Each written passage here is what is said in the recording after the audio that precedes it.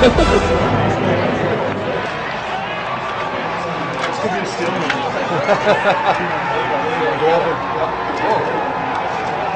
It's a draw. Stick with science.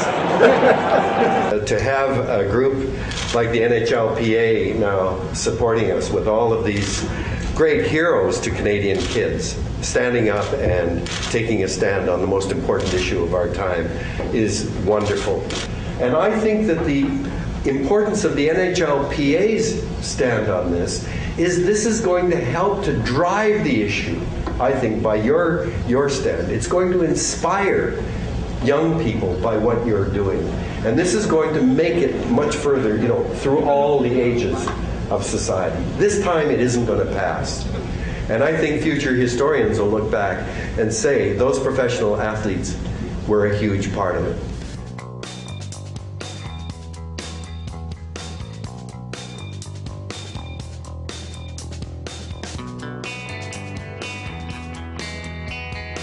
The world of pro sports is busy with players making a difference on the field or on the ice or on the pitch or on the court. And then you've got those players who not only make a difference in their sport, but also outside of it. That's why I want to talk to you about Andrew Ference. So Andrew on the ice plays defense for the Boston Bruins, but we'll try not to hold that against him. Off the ice, Andrew is pushing the NHL Players Association to think about their impact on the globe. So how did he come up with the idea of going carbon neutral? Well, it goes like this. Andrew was playing for the Calgary Flames and he started thinking about climate change. So he got in touch with the David Suzuki Foundation and eventually had breakfast with the man himself. Andrew asked the good doctor, what could I do? The answer he got was, offset your carbon emissions. Because if you think about it, right, an NHL player's got to fly to games, stay at hotels, drive to and from the arena, all that. So the Suzuki Foundation calculated that on average, each NHL player generates nearly 10 tons of emissions each year. So Andrew teamed up with the NHL Players Association and started the Carbon Neutral Challenge. The players offset their emissions by buying credits, and that would help pay for clean energy programs around the world. Going carbon neutral is really an introduction into taking action and doing something. Last season, way more than half the players signed up, more than 500. And this season, word of the program is spreading again. Hey everybody, please say hello to Andrew Ference. Great character and leadership that hockey players have are, I think, on great display as we tackle this important issue. Everybody in this room, we all have responsibilities in our lives, whether it's our families or our work or bettering ourselves. But I think the one thing that we all have in common is a big responsibility to leave a healthy environment for the future generations after us. So we as players really want to show our fans and the kids that look up to us that action is louder than words, and going carbon neutral is a big start for us. And obviously we look forward to taking further steps with the NHL and making this a better place to live and living up to that responsibility. I'm like a lot of people that are just learning every day. You read in the papers, you watch the news, and you just start learning more and more about what's going on around you. And as a hockey player, we have a pretty good stage. I mean, especially playing when I was in Calgary, you have a chance to represent something. And for me, I want to represent something positive and something good. And to me, being an environmentalist is the ultimate show of respect. I got a 3-year-old daughter. Obviously, a lot of people have kids. We've got future generations.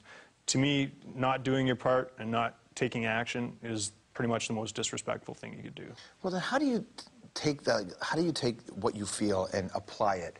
Do you walk into a dressing room? Do you call David Suzuki? Like, what do you do on your end to make it happen? I do pick up the phone a lot. I do call. I try to get a hold of you. Yeah, I got a MySpace message a couple of years ago from Andrew Ference saying that he wanted, and I didn't believe it was you. I thought it was just some crazy fan who took over here. Give us a voice. Like, here's what we're doing in Calgary, and literally like things like that. I mean, there's about 700 odd players in the NHL, and you got way more than half, almost for 500 players, right? Last year was 523. Yeah, so from that first year, we had a couple guys. Here's hockey players. This is great hockey players.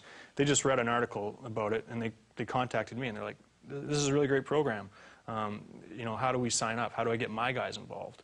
And so from that, I called the NHLPA, and the NHLPA is unbelievable at saying, "Hey, yeah, you got a thing that you want to get out there, we'll help you." And they were great. They spread the word to the whole league, said, here's what these guys in Calgary did last year. you know, it's a good thing. It's about standing for something, and we hope to get like 60 or 70 guys, and then we got 523. So it's pretty tremendous. How much does it cost for a player to go carbon neutral? Like nothing. It's like the first year we did in Calgary was like $450 or something like that. That's it. Last year we averaged out the whole league, and it was like under 300. I think this year is like just over 300. So it's really a small, like monetary, it's very small. The way we view it is, you know, a lot of people are probably watching this and like, carbon neutral, yeah, good for you. Like, you pay some money and you're guilt-free. But, and it's true, you can't just be carbon neutral. We view this as something where, you know, there's guys like me that do a lot of things at home. You try to live organically and all that stuff, right? Yeah, eat organic. You know, I go down Suzuki's checklist of things to do. You know, I came onto, you know, the Million Acts of Green, and I clicked off 120 things. Nice. But there's a lot of guys that maybe haven't been introduced to it, and those are the guys where we see it's really powerful. Where if this is the first thing you do is go carbon neutral, well, maybe that next decision in your life, you'll think about it and you'll make that better decision, and that'll just avalanche. That'll snowball into something where pretty soon they're all tree huggers like me. That's awesome, man. No, that's amazing. You know hockey players. You're a hockey player. I'm sure you get on the ice and you get all chippy and mouthy, and if you read about some hockey player in the press, you probably bring that up when you're trying to get under their skin during a game. Has anybody in the middle of a game just called you a tree hugger? Yeah, you get tree hugger, go save the effing world.